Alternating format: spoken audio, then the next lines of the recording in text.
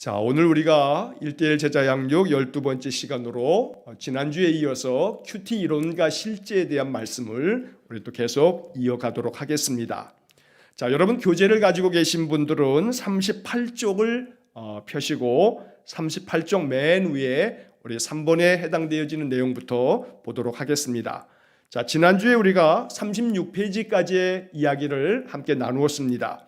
그리스도인이라면 큐티를 해야 되는데 그 이유가 무엇인지, 무엇을 위해서 우리가 큐티를 해야 하는지, 묵상의 시간, 경건의 시간, 주님과 만나는 시간, 바로 이 시간이 우리에게 왜 필요한지 우리가 지금 그것을 살펴보고 있습니다.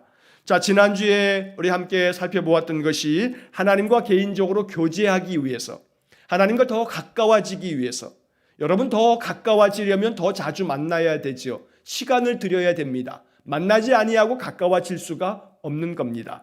그래서 시간 이렇게 우리가 예배하고 또 하나님 말씀 배우고 이런 것들을 통해서 우리가 더 하나님께로 가까이 나아가는 것이고, 이러한 것들을 통해서 더 우리는 하나님과 친밀해지며 또 하나님의 은혜 안에 우리의 믿음이 더욱 굳건해지는 것입니다. 자, 하나님의 인도와 보호를 받기 위해서 우리가 말씀의 묵상의 삶, 이것이 필요하다는 이야기를 또 지난주에 나누었습니다. 자, 그리고 이제 오늘 세 번째 내용은 교재 38쪽 맨 위에 보시게 되면 주의 성품, 인격, 생활을 담기 위하여 묵상의 삶을 살아야 된다, 큐티를 해야 된다라고 이렇게 교재가 이야기를 하고 있는 겁니다. 자, 여기서 주님의 성품, 인격, 생활을 담기 위해서, 자, 우리가 이 세 번째 이 항목을 우리 함께 살펴보면서 우리가 한번 좀 점검하고 넘어가야 할 것이 있습니다. 여러분, 성품, 인격, 자, 이 두 가지에 대한 부분이 뭐 거의 비슷비슷한 이야기 같습니다만 교재가 이렇게 비슷비슷한 이야기를 강조하기 위해서 반복했다라고 하기보다는 이게 좀 다른 측면이 있다라고 하는 것을 좀 우리가 알고 넘어가야 할 필요가 있습니다. 자, 다시 말하면 여러분, 성격하고 성품하고 비슷한 말 같습니다만 이 둘은 엄연히 다릅니다. 성격과 성품, 이건 분명한 차이가 있다는 겁니다. 그래서 우리가 말씀 묵상의 삶을 통해서 우리가 얻게 되어지는 중요한 것은 바로 우리의 성품, 우리의 성격, 바로 이것이 예수님 닮아가도록 되어지는 것, 이게 묵상의 삶을 통해서 우리가 얻게 되어지는 그런 축복이 되는 것입니다. 자, 그래서 여러분 먼저 성격이라고 하는 것을 좀 살펴보면, 자, 성격이라고 하는 이 단어를 사전에 보면 이렇게 풀이가 되어 있습니다. 개인이 가지고 있는 고유의 성질이나 품성, 이렇게 되어 있습니다. 자, 여기서 중요한 강조점은 뭐냐면 각각의 개인들이 가지고 있는 고유의 성질, 바로 이게 성격입니다. 한마디로 말하면 성격이라고 하는 것은 여러분 각각 사람들마다 다 다릅니다. 그래서 이 성격은 타고나는 것이다 라고 이렇게 말합니다. 영어로 말하면 이 성격은 personality, 각각의 그 사람이 가지고 있는 고유한 성질, 이게 바로 성격입니다. 그래서 보통 성격은 변하지 않는다라고 이렇게 이야기들을 하곤 합니다. 물론 여기에는 조금 이견도 있습니다만 대체적으로 성격은 변하지 않는 성질, 이게 바로 성격이다라고 말하는 겁니다. 사람에 따라서 외향적인 사람이 있는 반면에 내향적인 사람이 있습니다. 매우 아주 활동적인 사람이 있는 반면에 아주 내성적이고 조용한 사람도 있는 겁니다. 각각의 사람들이 가지고 있는 그런 성격이 다 다르다는 겁니다. 그리고 이 성격은 타고나는 것이다 라고 사람들이 대체로 말들을 합니다. 요즘에 많이 이렇게 유행되고 있는 그런 내용 중에 하나가 MBTI라고 하는 그런 성격 유형에 대한 그런 어떤 검사라든가 또 이러한 이야기들을 사람들이 많이 합니다. 여러분 TV를 보거나 그래도 예능이라고 하죠. 여러 이렇게 유명 연예인들이 나와서 많은 프로그램들 진행하면서 MBTI 너는 뭐야? 이런 얘기들을 이렇게 나누는 것도 종종 보게 됩니다. 자, MBTI라고 하는 것은 사람의 성격을 분석하는, 자기의 성격이 어떤 성격인지를, 성격의 유형을 한번 이렇게 자기 성격을 검사해보는 그러한 것이 바로 MBTI라고 이렇게 부릅니다.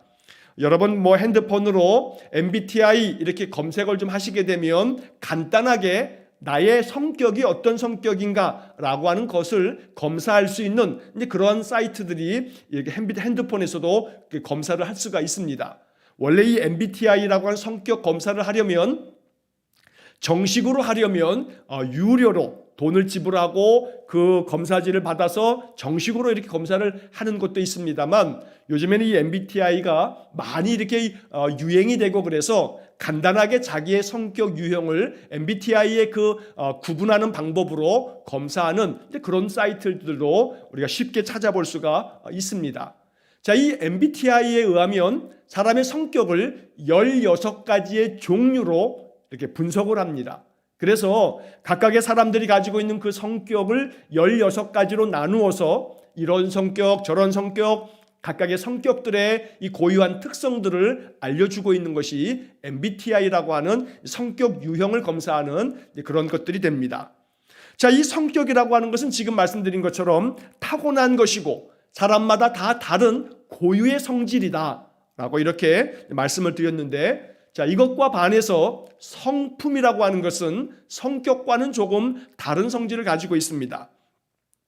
자, 사전에 보면 성품이라고 하는 말을 찾으면 이렇게 풀이가 되어 있습니다. 사람의 성질이나 됨됨이, 이게 성품입니다.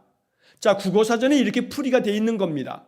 성품이라고 하는 것은 사람의 성질이나 됨됨이, 그래서 성품에서 강조하고 있는 것은 바로 그 뒤에 나오는 됨됨입니다. 됨됨이. 사람의 됨됨이, 저 사람은 됨됨이가 참 됐어 라고 이렇게 말하지 않습니까? 그래서 성품이라고 하는 것은 됨됨이를 말하는데, 자, 이 성품이라고 하는 것을 조금 다르게 설명하면 이렇게 설명할 수가 있습니다. 자, 성품이라고 하는 것은 다른 사람에게, 내가 다른 사람에게 표현되어지는 나 자신의 반응, 내 마음의 반응, 이게 바로 성품이다 라고 이렇게 말하는 사람도 있습니다. 자, 다시 말하면 어떤 사람이 나에게 어떤 행동을 했습니다. 그러면 내가 이 반응을 보여야 되는데, 그때 내가 반응을 보일 때 나의 마음의 반응이 바로 그 사람의 성품이다, 뭐 이렇게 이야기를 하기도 합니다.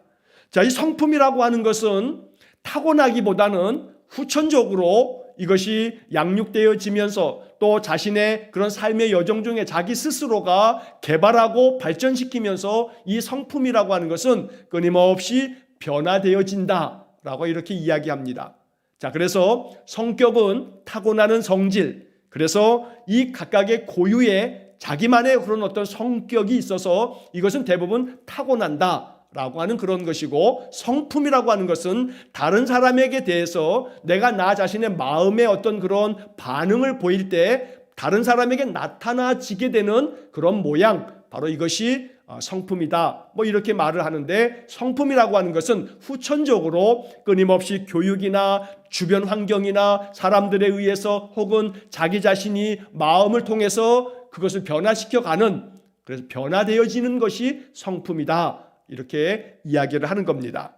자, 그렇다면 여기 지금 우리 교재에 보게 되면 주님의 성품과 또 인격과 생활을 담기 위해서라고 이렇게 되어 있는데, 자, 이 인격이라고 하는 말은 뭐 성품하고 인격하고 거의 뭐 같아 보입니다만, 원래 이 인격이라고 하는 것은 바로 이 성격에 대해서 각각의 가지고 있는 그 성격이 좋은 사람들을 높여 부를 때 인격이라고 말한다, 이렇게 설명하는 사람들이 있습니다. 이화여대의 윤정구 교수라고 하는 분이 글을 쓰면서 말하기를, 바로 성격이라고 하는 것은 사람들에게 있어서 유전적으로 타고나는 것들이 많이 있는데, 자, 이 윤정구 교수가 그 자기의 글에서 이야기하기를, 자, 미국에 있는 미네소타 대학에서 연구를 했답니다. 일란성 쌍둥이, 이란성이 아닌 일란성 쌍둥이, 그러니까 이 일란성 쌍둥이는 사실은 유전적으로 똑같은 유전자를 가지고 태어나는 겁니다. 자, 이 일란성 쌍둥이를 이 미네소타 대학에서 이제 연구를 쭉 했는데, 그들의 성격을 쭉 연구해 보다 보니까, 자, 일란성 쌍둥이이기 때문에 부모로부터 똑같은 유전자를 받았음에도 불구하고 성격이 어떤 경우는 거의 똑같은 성격을 가지고 있으면서 동시에 조금씩 차이를 보이는 성격도 있더라라고 하는 그런 연구 결과를 토대로 해서 이 이화여대 윤정구 교수는 이렇게 이야기를 합니다. 사람의 성격이라고 하는 것은 기본적으로는 타고나는 것인데 사실 연구를 해보니 유전적인 것은 한 50%를 차지하고 그리고 나머지 50%는 주변 환경에 의해서 양육되는 환경이라든가 자기 자신이 교육받으면서 그 교육을 통해서 그런 환경 속에서 만들어져 가는 것이 바로 성격이다. 그런데 그 성격을 높여 부르는 말이 인격이다. 이렇게 설명을 합니다.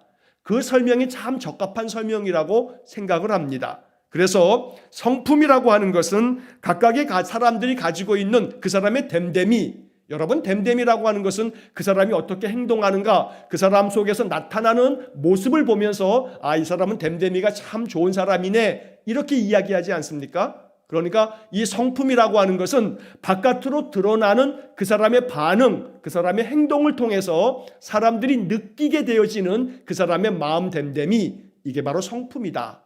그리고 이 성품을 높여 부르는 말이 품격이다. 이렇게 말을 하곤 합니다. 자, 그래서 이제 다시금 우리 교재 맨 위에 이 글을 읽어보면 주님의 성품, 다시 말하면 주님께서 이 땅에서 사시면서 보여주셨던 주님의 인간으로서의 그 됨됨이, 사람들 특별히 약자들에 대한 주님의 그 됨됨이, 그 주님의 그 성품의 모습들, 이것을 본받는 것, 이게 바로 우리가 큐티를 통해서 말씀을 묵상하면서 우리가 닮아가고자 하는 그런 내용이 된다는 겁니다. 또 주님의 인격, 바로 주님이 가지고 있는 그 성격, 주님이 보여주는 그런 모습들, 바로 이 고유한 성격들을 배워가는 것, 그리고 주님께서 생활 속에서 보여주신 그런 삶의 모습들을 배워가는 것, 그 섬김의 모양을 배워가는 것, 바로 이것이 묵상을 통해서 우리가 이루어가는, 묵상을 통해서 우리가 얻게 되어지는, 그래서 묵상의 삶, 큐티를 해야 하는 그런 이유가 된다는 것입니다. 자, 여러분 그 교재에 주의 성품과 인격 생활을 담기 위하여 바로 그 옆에 참고 구절이 있습니다. 고린도후서 3장 18절이 참고 구절로 되어져 있는데, 자, 고린도후서 3장 18절을 읽어보면 우리가 다 수건을 벗은 얼굴로 거울을 보는 것 같이 주의 영광을 보매 그와 같은 형상으로 변화하여, 그와 같은 형상으로 변화하여 영광에서 영광에 이르니 곧 주의 영으로 말미암음이니라.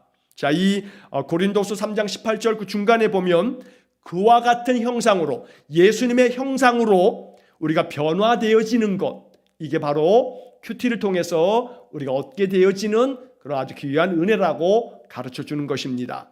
예수님 닮아가기 위해서 큐티하는 것이고 예수님 닮기 위해서 날마다 말씀 묵상의 삶을 살아가는 것입니다.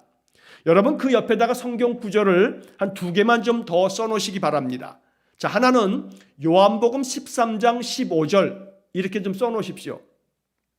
자, 왼쪽에 38페이지 맨 위에 첫 번째 줄 3번 써있는 맨 끝에다가 고린도후서 3장 18절 옆에다가 요한복음 13장 15절 이렇게 써놓으시고 또 그 옆에다가 고린도전서 11장 1절 이렇게 좀 써놓으십시오. 고린도전서 11장 1절. 자, 요한복음 13장 15절의 말씀에 보면 이런 말씀이 나옵니다. 내가 너희에게 행한 것 같이 너희도 행하게 하려 하여 본을 보였노라. 자, 이 요한복음 13장에서 예수님이 최후의 만찬 자리에서 제자들의 발을 씻겨주시지요. 자, 이렇게 발을 씻겨주시고 나서 주님께서 하시는 말씀이 내가 너희에게 행한 것 같이 너희도 행하게 하려 하여 본을 보였노라 말씀합니다. 자, 발을 씻겨주시는 그 예수님은 섬김의 모습을 본을 보여주신 겁니다. 그래서 예수님께서는 내가 너희들을 섬긴 것처럼, 내가 선생으로 또 주인으로서 너희를 이렇게 섬긴 것처럼 너희도 내가 행한 것처럼 행하게 하려고 내가 본을 보였다라고 말씀하는 겁니다. 그래서 우리가 말씀 묵상을 통해서 끊임없이 예수님과 더 가까워지면 가까워질수록 예수님의 그러한 삶의 모습을 본받는 것, 그 본을 배워가는 것, 그대로 따라하는 것, 이게 바로 묵상을 해야 되는 이유가 되는 겁니다. 자, 고린도전서 11장 1절 말씀을 보게 되면 사도 바울이 이렇게 얘기합니다. 내가 그리스도를 본받는 자 된 것 같이 너희는 나를 본받는 자가 되라 말씀합니다. 자, 바울은 내가 예수 그리스도를 본받는 사람이 된 것처럼 너희들은 나를 본받는 사람이 되라 라고 이렇게 아주 담대하게 이야기를 합니다. 자, 이 말의 강조점은 나를 본받아라 여기에 있는 것이 아니고 내가 그리스도를 본받는 자가 되었다. 늘 내가 그리스도를 본받는 자로서 살았다. 너희들 알지 않느냐? 그러니 너희들도 또한 그리스도를 본받아라 라고 이렇게 말하는 겁니다. 핵심은 내가 그리스도를 본받는 것처럼 너희도 그리스도를 본받아라. 내가 늘 예수 그리스도를 본받는 것을 너희들도 알지 않느냐? 그러니 나처럼 너희도 예수 그리스도를 본받는 자가 되라 라고 이렇게 이야기하는 것이 바울의 이 말씀입니다. 자, 그래서 우리는 말씀 묵상을 왜 해야 하는가? 예수님 본받으려고, 또 예수님께서 너희들이 행하게 하려고 내가 본을 보였다라고 말씀하는 것처럼 예수님 그러한 모습을 본받기 위해서 우리는 늘 묵상하는 삶을 살아가야 되는 거다라고 이렇게 교재가 우리에게 가르쳐 줍니다. 자, 두 번째 줄부터 내용을 좀 한번 읽어보겠습니다. 그리스도인이 빛과 소금으로 드러나고 복음을 전하기 위해서는 교인 티보다 진정한 그리스도인의 삶을 보여주어야 합니다. 신앙생활이 피상적인 종교생활에 그치지 않고 나의 인격과 삶에 변화를 주기 위해서는 주님과 인격적으로 교제해야 합니다. 여러분, 이 문장이 얼마나 참 좋은 문장인지 모릅니다. 그리스도인이 빛과 소금으로 드러나야 되죠. 세상에 빛을 비추어야 되고 작은 빛이라 해도 빛을 비춰야 하고 또 소금의 맛을 잃어버려서는 안 되는 겁니다. 여러분, 예수님께서는 이 말씀을 하시면서 빛의 크기를 말하는 게 아닙니다. 작은 빛이라 할지라도 그것이 어둠을 밝힐 수 있는 빛이 되어야 한다라고 말씀하는 겁니다. 여러분, 목회를 하면서 목회자의 마음에도 이 말씀에 대한 깊은 이 묵상이 있지 않으면 목회자의 마음속에 자꾸 어떤 생각이 드냐 하면 세상적인 그런 방법이 자꾸 마음속에 듭니다. 세상적인 생각이 자꾸 마음속에 번민을 일으킵니다. 지금 말씀드린 것처럼 그리스도인이 빛과 소금으로 드러나서 복음을 전하는 삶을 살아갈 때에 빛이라고 하는 것이 세상을 다 밝힐 수 있는 빛이 아니어도 작은 촛불 하나여도 그래서 비추는 것이 고작 자기 방 정도 하나 비출 정도가 된다 할지라도 중요한 것은 빛의 크기가 아니고 그 빛이 빛을 잃어버리지 않는 것, 이게 중요하다는 겁니다. 그래서 비록 저 아주 농촌 마을에 저 산골짜기에 아주 작은 그런 교회, 성도들이 그냥 1명, 2명, 3명, 10명도 채 되지 않는 교회라 할지라도 그 교회는 이 서울에 있는 몇십만 명, 그 이상 몇만 명의 그런 대형 교회와 견주어 봤을 때 사실은 어느 것이 더 큰 교회, 어느 것이 더 위대한 교회일 수 없다는 겁니다. 겉모양은 서울에 있는 몇만 명, 몇십만 명 교회가 뭐 대단한 것처럼 보이고 몇십만 명 교회를 목회하는 목회자가 뭐 대단히 훌륭한 것처럼 보이지만 사실은 저 산골짜기에 저 깊은 오지에 그저 산골짜기로 더 들어가서 그저 몇 호수가 되지 않는 조그만 마을에 교회가 하나 세워져 있는데 그 교회에 성도들이 고작 10명도 되지 않는 서너 명 성도들이라 할지라도 그곳에서 날마다 말씀 전하시는 그런 목회자와 그 작은 교회는 그 동네를 비추는 작은 빛이 된다는 겁니다. 하나님은 빛의 크기를 따지지 않습니다. 그 빛이 빛을 잃어버리지 않는가, 이게 중요한 겁니다. 소금이 맛을 잃어버리면 밖에 버려져서 사람에게 밟혀버릴 것이지만 그 소금이 맛을 잃어버리지 않으면 사실은 소금의 양이 문제가 아닌 거죠. 여러분, 음식을 만드는데 소금을 갖다 잔뜩 집어넣는다면 그 음식 못 먹습니다. 적당한 양의 소금을 넣었을 때 그 음식이 맛을 내는 것처럼 소금의 그 양이 문제가 아니고 그 소금이 정말로 맛을 잘 낼 수 있는 바로 그것이 중요하다는 것입니다. 그리스도인의 삶도 마찬가지입니다. 오늘 우리 일산광교회 성도들이 늘 작은 빛이어도 내 가정 안에서, 내 일터에서, 내가 사는 동네에서, 내가 만나는 사람들 속에서 내가 빛을 잃어버리지 않고 내가 소금의 맛을 잃어버리지 않기 위해서 예수님의 성품을 담고 예수님의 인격을 담고 예수님의 삶의 모습을 담고 이렇게 본받아 살아가는 것, 이게 바로 묵상을 해야 되는 이유다라고 말하는 겁니다. 그래서 교인티보다는 진정한 그리스도인의 삶을 보여주는 것, 이게 바로 신앙의 궁극적인 목적이 바로 되는 것이지요. 그래서 한국교회가 교인은 많습니다. 옛날에는 1200만 그랬습니다만 또 한동안에 1000만 기독교인 이렇게 얘기하다가 요즘에는 600만 800만 이렇게 얘기하다가 여러분 요즘에 코로나가 한 2년 3년 되어지면서 한국교회 성도들이 이제는 800만도 안 된다, 어떤 사람은 600만 이렇게 얘기하는 그런 사람들도 있습니다. 점점 기독교인들이 점점 줄어가고 있습니다. 사실 신앙을 온전히 지켜가기보다는 정말로 이 어려운 시대에 그 신앙이 점점 나태해지고 그 신앙을 떠나가는 그런 사람들이 많은 것입니다.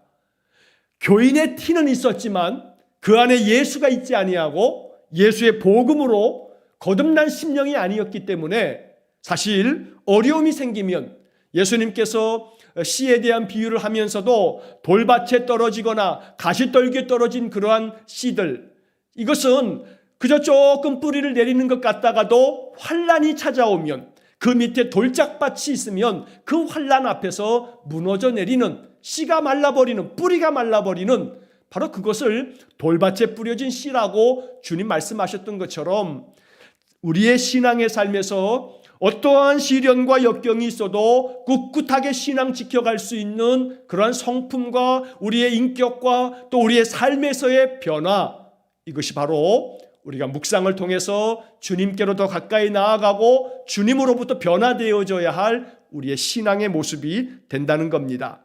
자, 그래서 단순히 피상적인 종교 생활에 그치지 않고 나의 인격과 삶의 변화를 가져오기 위해서 묵상의 삶을 살아야 된다. 그래서 주님과 인격적으로 교제해야 한다라고 하는 이야기를 우리 교재가 이렇게 적어놓고 있는 것입니다. 자, 제가 이 부분의 말씀을 아주 길게 제가 많은 말씀을 드렸습니다. 왜냐하면 이것이 우리의 신앙생활의 아주 중요한 목적이기 때문입니다. 단순히 예수 왜 믿는가, 천국 가기 위해서라고 하는 그러한 단계에서 더 넘어서서 우리는 예수 그리스도의 성품과 인격과 그분의 삶의 모습을 배우기 위해서, 내가 그렇게 예수님의 그 모습을 따라가는 그리스도인으로서 살기 위해서 늘 더욱더 믿음의 삶을 힘써가는 그런 우리의 신앙이 되어야 되겠습니다. 자, 그 다음에 네 번째, 그 밑에 보시면 주님의 사역을 감당하기 위하여 라고 되어 있습니다. 주님의 사역을 감당하기 위하여. 자, 그 밑에 내용 보시면 교회에서 맡은 일들과 세상에서 복음을 전파할 사명을 감당하려면 반드시 하나님과 교제함으로 힘을 얻고 방향을 제시받아야 합니다 라고 하는 글이 나옵니다. 자, 예수님의 사역을 감당하기 위해서 내가 이 땅에 보냄받은 것은 이 땅에서 하나님 나라를 이루어 가라고 하나님이 우리를 이 세상에 보내신 겁니다. 자, 그래서 예수님께서 많은 사역을 펼치시다가도 물러가셔서 한적한 곳에서 기도하신 까닭은 예수님의 그 사역, 하나님 나라를 위한 그 사역에 힘을 얻기 위해서 예수님께서 늘 묵상의 시간을 가지셨던 겁니다. 자, 그래서 누가복음 5장 15절 16절, 마가복음 1장 35절, 자, 이 구절들은 우리가 이미 앞에서 다 보았던 말씀들입니다. 예수께서 물러가셔서 한적한 곳에서 기도하셨다. 한적한 곳에 가셔서 새벽 아직도 밝기 전에 예수님 기도하셨다. 바로 예수님이 묵상하는 삶을 사셨다라고 하는 그런 구절들입니다. 자, 여기서 중요한 것은 바로 그 설명의 마지막 부분에 반드시 하나님과 교제함으로 힘을 얻고 또 방향을 제시받아야 합니다. 바로 여기서 힘이라고 하는 말과 방향이라고 하는 말, 이게 참 중요한 겁니다. 자, 묵상을 통해서 우리는 마음의 힘을 얻게 됩니다. 그리고 어떻게 살아가야 되겠나 하는 방향을 배우게 되는 겁니다. 그래서 우리가 말씀 묵상의 시간이라는 것이 우리에게 너무나 귀하고 또 축복이 된다라고 하는 것을 우리가 꼭 잊지 말아야겠습니다. 자, 그 다음에 그 밑에다가 조금 여백이 있으면, 아니면 오른쪽에 여백에다가 여러분 하나 좀 더 써놓으시면 좋겠습니다. 5번째, 큐티를 해야 되는 이유가 있습니다. 자, 묵상을 해야 되는 5번째 이유를 교재에는 없습니다만 한 가지 더 써놓으시기 바랍니다. 자, 5번 이렇게 해가지고 뭐라고 써놓으시냐면, 사탄의 공격을 대적할 수 있다, 이렇게 좀 써놓으십시오. 사탄의 공격을 대적할 수 있다. 자, 우리가 묵상을 통해서 우리가 얻게 되어지는 유익 중에 하나는 사탄의 모든 공격을 대적해서 승리할 수 있다는 겁니다. 자, 그 옆에다가 참고 구절로 마태복음 4장 1절부터 10절 이렇게 좀 써놓으십시오. 마태복음 4장 1절로 10절. 자, 마태복음 4장에는 예수님께서 광야에서 40일 동안 금식하시고 난 다음에 마귀에게 시험을 받으시는 이야기가 나옵니다. 그런데 예수님께서 이 마귀에게 세 가지 시험을 받으실 때 이 마귀의 모든 시험을 다 물리치십니다. 그런데 이때 마귀의 시험을 물리치실 때에 예수님이 무엇을 가지고 물리치시냐면 말씀을 가지고 물리치십니다. 신명기의 말씀과 시편의 말씀들을 예수님 사용하시면서 기록되었을 때 하나님께서 이렇게 말씀하셨다 하면서 말씀으로 모든 마귀의 시험을 물리치셨다는 겁니다. 자, 그래서 마귀를 대적하고 사탄의 공격을 우리가 대항하기 위해서는 말씀을 묵상하는 삶이 필요합니다. 그러면 마귀가 마음속에 틈타지 못합니다. 마귀가 우리의 마음속에 틈탔다가도 내 마음속의 말씀으로 이 모든 마귀의 공격을 물리쳐버리면 내 마음에 영적으로 충만한 삶을 살아갈 수가 있는 것입니다. 그래서 묵상하는 삶을 살아야 되는 것입니다. 자, 이제 그 다음에 교재 그 다음 밑에 보시면 6번째, 큐티를 하는데 정해진 방법이 있는 것은 아니다. 그러나 시작하는 것을 또 계속하는 것을 돕기 위해서 이 교재에서는 생명의 삶을 소개하고 있습니다.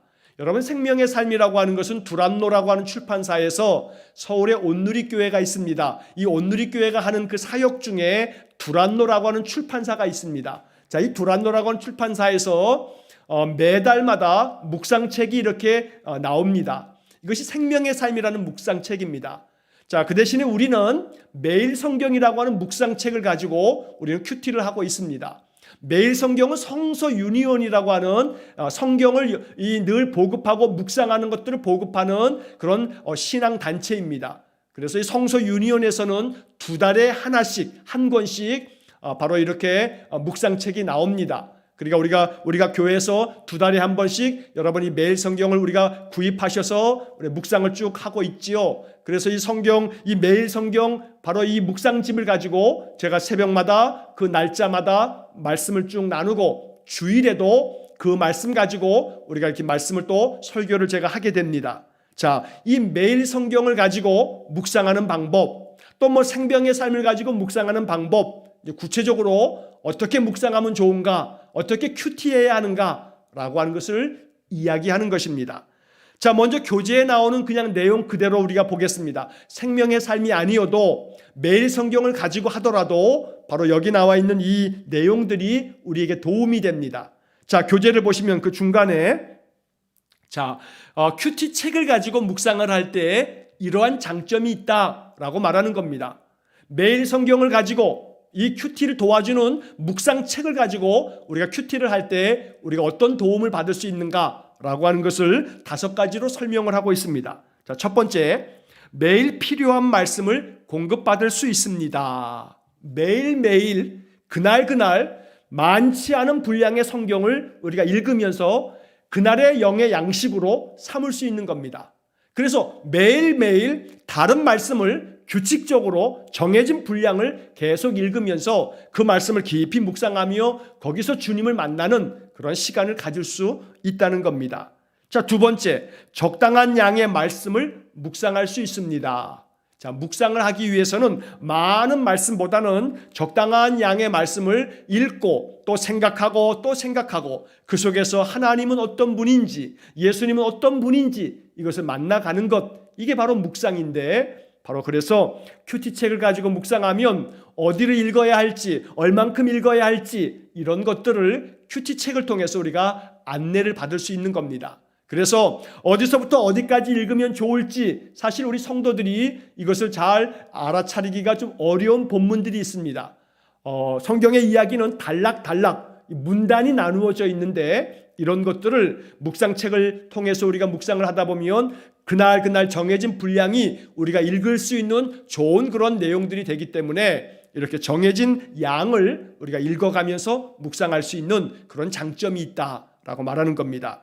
자, 세 번째, 빠지지 않고 정규적으로 큐티를 할 수 있게 해줍니다. 자, 빠지지 않고 정규적으로 큐티를 할 수 있다. 그래서 우리가 매일 성경도 저희가 여러 번 말씀드렸습니다만 매일 성경이 창세기서부터 요한계시록까지 66권을 6년 동안 하나도 빠짐없이 한 번도 중복되는 거 없이 6년 동안 창세기서부터 요한계시록까지의 말씀을 모두 다 묵상할 수 있도록 이렇게 편집을 해놓는 겁니다. 자, 올해 우리가 3년 차입니다. 2020년, 21년, 또 22년 우리가 3년치에 지금 접어들었습니다. 그래서 올해가 지나고 그 다음에 2023년, 2024년, 2025년까지 가면 우리가 창세기서부터 요한계시록까지 모든 말씀을 묵상하게 되는 겁니다. 자, 그렇게 해서 6년 텀을 가지고 6년마다 이렇게 반복되어지면서 성경의 모든 말씀을 빠짐없이 아주 규칙적으로 정규적으로 말씀을 묵상할 수 있도록 도와주는 것, 이게 바로 묵상책이 되는 겁니다. 만약에 우리가 묵상책을 가지고 묵상하지 않다 보면 여기저기 막 읽을 수도 있고 그렇지 않으면 창세기서부터 순서대로 쭉 읽어가야 되는데 그러다 보니까 사실은 이 성경책을 이렇게 잘 구분해서 묵상하도록 도와주는 묵상집이 우리에게 참 많은 유익이 있는 겁니다. 자, 그 다음에 네 번째 보면 성경 말씀을 고르게 묵상하게 해줍니다. 제가 지금 말씀드렸죠. 자, 그래서 이 큐티책을 가지고 묵상하다 보면 사실 골고루 성경 말씀을 읽을 수가 있습니다. 제가 지난번에도 말씀 한번 주일날 드린 것처럼 묵상책을 가지고 우리가 설교를 제가 쭉 아침마다 주일에도 계속하다 보니까 어떨 때는 그렇지 않았으면 묵상책을 가지고 쭉 설교하지 않았으면 아마도 제가 평생 목회하면서 절대 설교 본문으로 선택하지 않을 그런 성경들도 교인들과 함께 말씀을 나누게 되는 그런 장점이 있는 겁니다. 그래서 아마 여러분들도 신앙생활 하면서 이 본문을 가지고는 내가 처음 설교를 들었네 라고 하는 그런 본문들이 많이 우리가 성경에서 계속 규칙적으로 읽다 보면 이러한 장점을 우리가 얻을 수가 있다는 겁니다. 그래서 성경의 말씀들을 구절구절 그저 다 읽다 보면 어느 것도 빠짐없이 성경의 말씀을 골고루 묵상할 수 있는 장점이 있다. 그래서 묵상책을 가지고 묵상하는 것이다 라고 이렇게 말씀을 드리는 겁니다. 자, 그 다음에 다섯 번째, 어려운 말씀을 이해하는 데 도움이 된다 하고 적혀져 있습니다. 자, 어려운 말씀은 묵상책 옆에 성경 본문이 있고 왼쪽에 보면 해설이 있습니다. 그래서 이 해설을 읽어가다 보면 본문의 말씀이 어떤 뜻이구나 라고 하는 것을 우리가 해설을 통해서 도움을 받을 수가 있는 겁니다. 그래서 어려운 말씀들을 그 해설을 통해서 우리가 이해할 수 있는 그런 도움을 주기 때문에 바로 이 묵상책이 우리에게 도움이 된다라고 말씀을 드리는 겁니다. 자, 묵상책에 나오는 그 해설뿐만 아니고 제가 설교를 통해서 그 해설에서 다 이야기하지 못하는 또 해설과는 다른 관점으로 성경의 말씀들을 제가 나누는 것이 바로 이 매일 아침마다 또 주일마다 제가 설교를 통해서 그 해당되어지는 본문의 말씀을 우리가 이렇게 묵상할 수 있다 하는 말씀을 함께 나누게 된다는 겁니다. 자, 제가 이렇게 길게 지금 설명을 드렸습니다. 자, 묵상책을 가지고 묵상하는 것이 이렇게 도움이 된다라고 하는 말씀을 드리는 겁니다.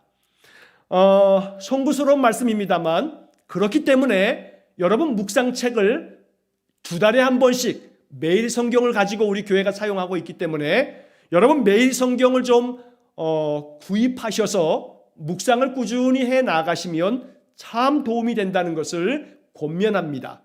자, 이 매일 성경이 우리 교회에서 여러분이 이렇게 구입을 하셔서 더러는 비대면으로 멀리 계시면 제가 우편으로 보내드리기도 합니다. 오늘 제가 이 큐티에 대한 말씀을 나누는 거기 때문에 조금 잔소리 같은 말씀입니다만 제가 이 얘기는 좀 한번 하고 좀 넘어가야겠습니다. 자, 오늘 이렇게 예배 드리시는 분들은 대부분 다 묵상을 하고 또 묵상책도 가지고서 이렇게 묵상하고 이제 그러시고 계시겠습니다만, 자, 이 영상을 또 이 예배를 또 나중에라도 보시는 분들은 여러분 제가 권면해 드립니다.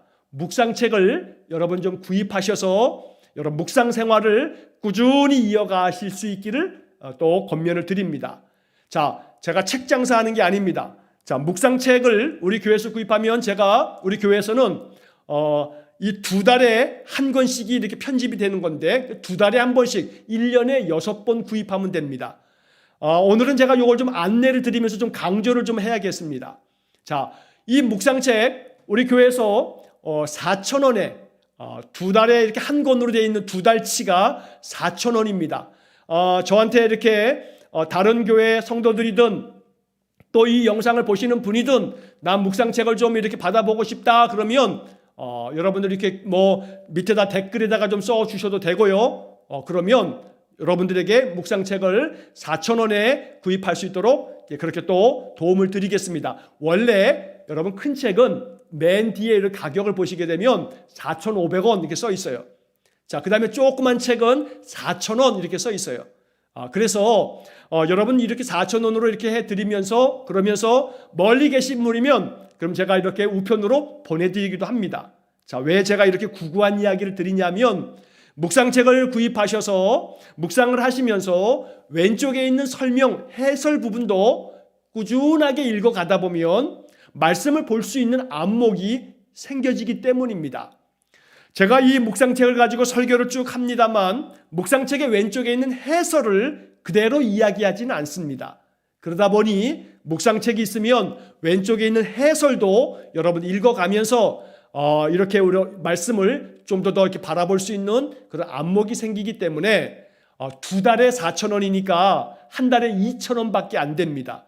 그래서 여러분들 이 부분은 꼭 좀 저의 권면을 좀 들으셔서 묵상책을 가지고 이렇게 또 있으시게 되면 그날 이렇게 하시면 참 좋습니다. 자, 내일 아침에 제가 새벽 기도회 때 내일 해당되어지는 본문을 묵상할 겁니다. 그러면 묵상책이 있으신 분들은 저녁쯤 되게 되면 내일 본문을 한번 미리 읽어보면 참 좋습니다. 그러면서 내일 아침에 목사님께서 이 말씀을 가지고 또 말씀을 나누겠구나 하면서 여러분 그 전날 밤에 성경 한번 그 묵상책에 있는 거 한번 읽는 시간 5분도 안 걸립니다. 한번 이렇게 읽어보시면서 말씀을 생각해보고 그 다음날 아침에 새벽 예배에 이렇게 참여한다면 여러분 말씀을 더 깊이 볼 수 있는 그런 말씀의 은혜가 더 많이 생겨질 것입니다. 자, 그래서 이 말씀 묵상을 할 때 묵상책을 우리가 가지고 있으면 더 많은 도움을 받을 수 있다라고 하는 그런 말씀을 드리고 싶습니다. 자, 이제 그 다음에 그 밑에 보시게 되면 7번째, 자, 이렇게 묵상책을 활용해서 큐티를 하십시오 해가지고 큐티를 하는 방법에 대해서 쭉 적어놓고 있습니다. 자, 제가 이것은 쭉 한번 그냥 읽어보겠습니다. 첫 번째, 찬양으로 시작하십시오. 찬양은 하나님께 나아가기 위한 마음의 준비입니다. 성령의 도우심을 구하십시오. 성령님은 성경의 저자이시며 성경은 그분의 감동으로 쓰인 것이므로 성령님이 분명하게 말씀을 깨닫도록 조명해 주십니다. 말씀을 들음으로 시작하십시오. 하나님께서는 말씀을 통해 자신을 우리에게 알려주고자 하십니다. 위로와 소망과 경고와 계획과 아이디어 등을 알려주신다는 거죠. 그러므로 귀를 기울여 오늘 우리에게 들려주시는 말씀을 들어야 합니다. 먼저 주어진 본문을 소리내어 3번 정도 반복해서 읽으십시오. 하나님의 말씀을 듣고자 하는 겸손함으로 말씀의 권위를 인정하며 정성스럽게 읽는 것은 마음을 집중할 수 있는 방법입니다.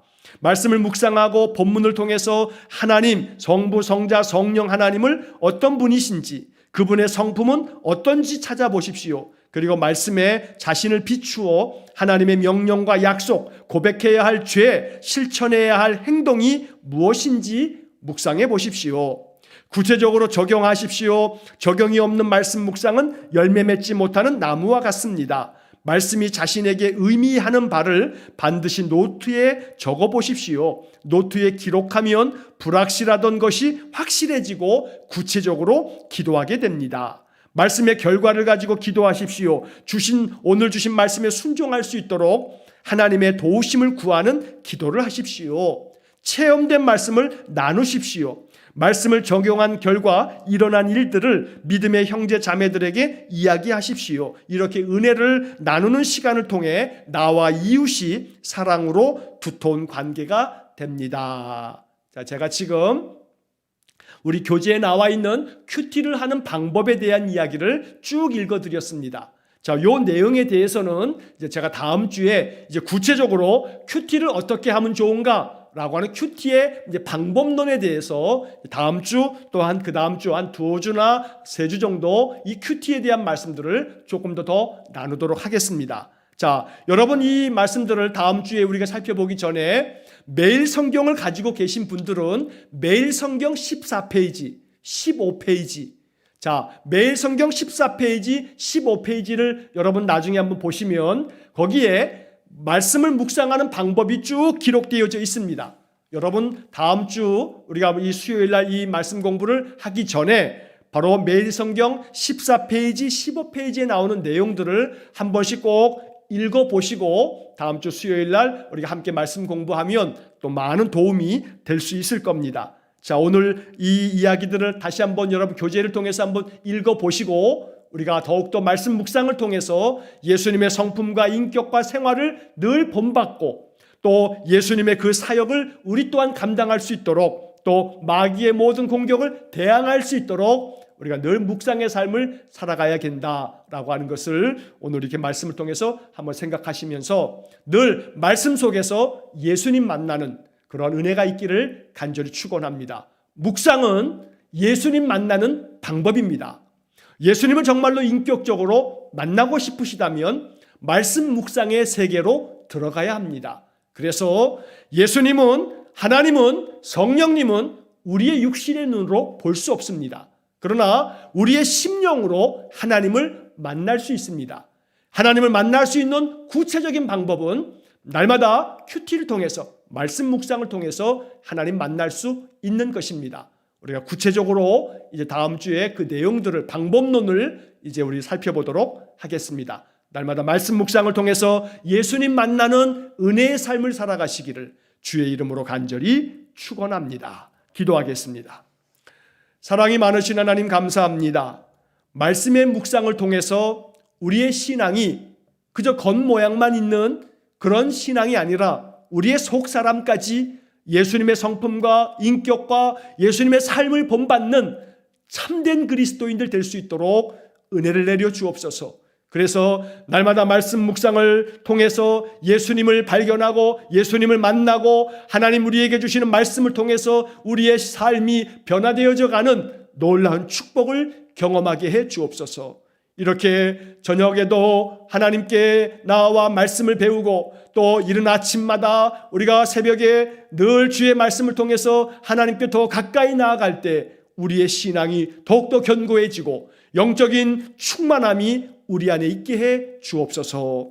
예수님 거룩하신 이름으로 기도하옵나이다. 아멘. 우리 구주 예수 그리스도의 은혜와 하나님 아버지의 극진하신 사랑과 성령의 교통하심이 말씀 묵상을 통해서 예수님 만나고 예수님을 통해 우리의 성품과 인격과 삶이 변화되어지기를 간절히 기도하는 머리 숙인 귀한 성도들 위해와 저들의 모든 인생의 삶 속에 신앙의 삶 속에 영원토록 함께 하시길 축원하옵나이다. 아멘.